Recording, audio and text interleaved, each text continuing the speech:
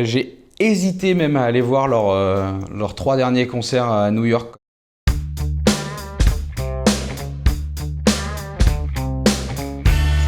Bonjour, je m'appelle Pierre-Yves et je suis chanteur. Si je devais garder un album, ce serait One of Us is the Killer de Dillinger Escape Plan.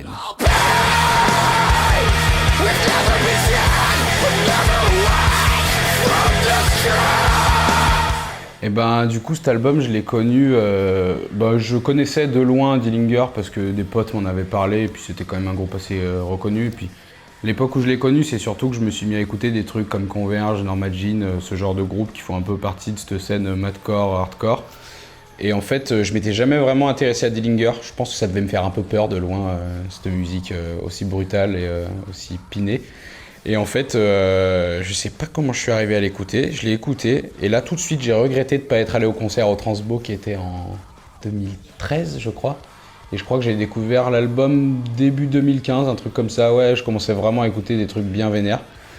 Et j'ai fait « Ah c'est ça la musique en fait !» Et ouais, le contexte a fait que j'ai tout de suite accroché et c'était genre... j'écoutais beaucoup de musique dans ma voiture à l'époque, j'ai acheté le CD et... tellement je l'écoutais que quand je partais de chez moi, je savais à quel endroit j'arrivais, où c'en était dans quelle chanson dans l'album. Donc voilà, mais ouais, vraiment, pour le coup, c'est vraiment une énorme claque cet album que j'ai écouté des dizaines de fois, surtout dans ma voiture du coup. Si je ne m'abuse, je crois que le jour où j'ai reçu le CD, où donc je l'ai écouté, je l'ai écouté en allant en voiture, j'ai une soirée chez une pote, et il me semble que c'est ce soir-là où je me suis remis avec ma copine actuelle. Et oui, il me semble que c'est ça, parce que j'ai ce souvenir-là, ouais, d'avoir le CD dans ma voiture et d'être allé à la soirée après. J'y avais même pas pensé, tu vois, mais ouais, c'est ça, je crois bien. Je trouve que c'est une bonne anecdote pour le coup.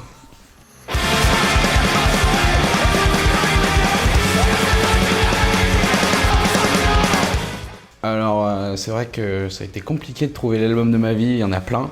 Et je pense que j'ai pris celui-là, clairement, parce que depuis que j'ai écouté et que je me suis mis à écouter ce groupe-là, ça a changé ma manière surtout de faire de la musique et aussi d'en écouter parce qu'il y a eu vraiment une période où je cherchais tous les trucs les plus violents comme ça, mais surtout d'en faire parce que je me suis dit mais moi je veux faire ça comme musique en fait, sans dire je veux faire exactement la même chose qu'ils font, mais je veux faire ce genre de musique à mon niveau et puis moi c'est surtout ce côté... je trouve c'est assez rare maintenant de voir des groupes, même s'il y a quand même encore une bonne scène de ce genre-là, mais de voir des groupes qui font surtout un travail sur le rythme. Et tu vois que Dillinger, quand t'écoutes, c'est surtout du rythme. Il y a beaucoup de mélodies parce que les gars, c'est des malades, donc ils savent tout faire.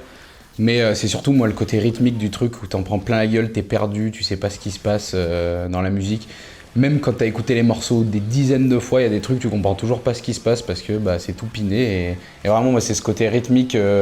j'ai envie de faire ça comme musique, quoi. Alors j'essaie de le faire à mon niveau, ça marche pas forcément toujours bien, mais ouais, c'est ça. C'est vraiment... ça a changé ma manière de faire de la musique radicalement, on va dire.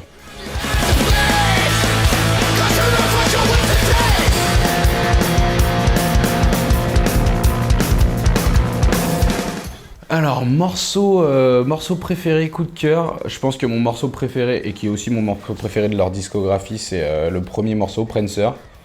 Parce que déjà, quelle autre manière d'ouvrir un album que ça avec... Et je trouve qu'il y a tout dans ce morceau en fait. T'as des rythmes, des rythmiques lourdes qui te font être bangé, t'as des trucs pinés qui vont super vite, t'as de la mélodie, t'as un finish assez cool avec un gros truc bien lourd et tout. Donc vraiment ouais, ça reste mon morceau préféré de Dillinger et de cet album du coup. Après le deuxième morceau aussi, en fait c'est vrai que le début de l'album est vraiment les 4 premiers morceaux. T'as When I Lost My Bet avec des patterns de batterie que tu comprends même pas tellement c'est vénère.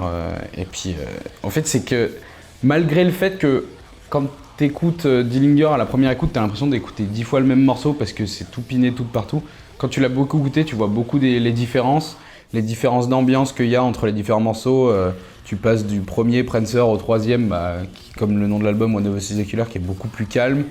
Et après, plus tu vas dans l'album, plus ça devient un peu bizarre. Et je sais qu'il y en a un que j'aime beaucoup à la fin, qui, il me semble, s'appelle The Magic That Held Us. Je suis même pas sûr, j'ai tellement l'habitude d'écouter l'album d'une traite que je connais pas le nom des morceaux. Et où là, t'as une rythmique complètement folle. Et puis aussi avec des parties de mélodie, c'est vraiment... Mais ouais, si je devais en garder, on va dire 3, ce serait Prancer, Donc le premier, le deuxième, When I Lost My Bet, et je crois que c'est la 9e de l'album, qui s'appelle Magic That Held Us.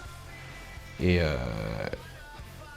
ouais, voilà. Mais du coup, on voit ce beau vinyle. Je suis content de l'avoir trouvé parce que c'était une galère.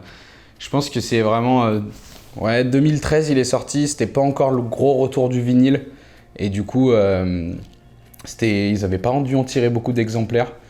Et impossible de le trouver quand je me suis mis à l'écouter sur Discogs à 120 balles. Et tout. Je me suis dit, vas-y, je vais l'acheter. Au final, j'ai bien fait d'attendre. Ils ont ressorti une réédition. En plus, il est beau. Il est moitié noir, moitié blanc. Mais je suis bien content, même si au final j'achète beaucoup de vinyles que j'écoute pas tant que ça, mais c'est plus un truc de collection qu'autre chose, je crois, hein, quand même. C'est plus simple d'aller sur Spotify.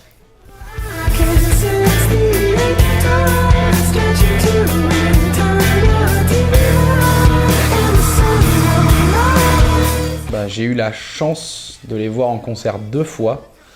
Une fois au Hellfest 2017, c'était le dernier concert du Hellfest en plus. Et en plus, j'ai enchaîné Everytime I Die et Dillinger à la suite. Incroyable. C'était la première fois que je les voyais et tu te dis, mais c'est pas possible. Et encore que c'était la fin, c'est juste avant qu'ils arrêtent, donc ils avaient l'air de s'être calmés un peu quand même. Mais ouais, c'était incroyable. Et après, j'avais fait le voyage jusqu'à... C'était où? C'était à Lausanne. On était allé les voir, on avait fait l'aller-retour dans la soirée. Et là aussi, c'était vraiment... C'était même mieux parce que dans une petite salle, c'est toujours mieux que dans un festoche, ce genre de groupe. Et c'est... Enfin, vraiment, écouter ce groupe, ça a vraiment changé vraiment tout ce que je fais dans la musique. Bon, même quand je suis en concert, j'étais de base un gars un peu turbulent, on va dire. Mais c'est vrai que ça t'influence beaucoup, sans vouloir dire que tu veux copier les groupes que t'aimes bien, mais ça t'influence beaucoup ta manière de bouger, d'appréhender les parties qui vont arriver, de la dynamique que tu prends dans un concert. Et puis bah, pour le coup... c'est devenu un de mes groupes préférés depuis parce que j'ai tous leurs albums que j'ai tous poncés et j'ai toujours ce truc de dire ce riff là je veux faire le même, ça va être cool. Ouais, j'ai eu la chance de les voir en concert, j'ai hésité même à aller voir leurs 3 derniers concerts à New York quand ils ont fait leurs 3 derniers concerts et je fais non, c'est trop cher pour aller voir 3 concerts, c'était aller-retour quand même. Mais voilà, et quand même mention spéciale d'autres albums, parce que c'est vrai que quand c'est aussi dur de choisir, je pense que je citerai quand même Symptoms plus Cure de Comeback Kid, parce que c'est l'album qui m'a fait passer de j'écoute du NoFX et du Guerilla Poubelle à j'écoute du hardcore. Et j'ai dit ok, moi je veux gueuler comme ça, je veux plus chanter comme... comment dire, comme dans Guerilla Poubelle, genre je suis un adolescent énervé quoi. Et ouais, celui-là vraiment. Et puis je pense quand même Axe to Fall de Converge, qui m'a fait basculer dans cette musique ultra vénère qui m'a amené plus tard à Dillinger. C'est vrai que j'y avais pas pensé, mais ouais, Axe to Fall de Converge, c'est vraiment... tu te dis, mais les gars, c'est pas possible de faire cette musique-là. Donc voilà, ouais, mention spéciale à ces albums-là. J'en aurais plein d'autres à dire, mais on va retenir ceux-là parce que sinon ça va durer 3 heures après. Donc...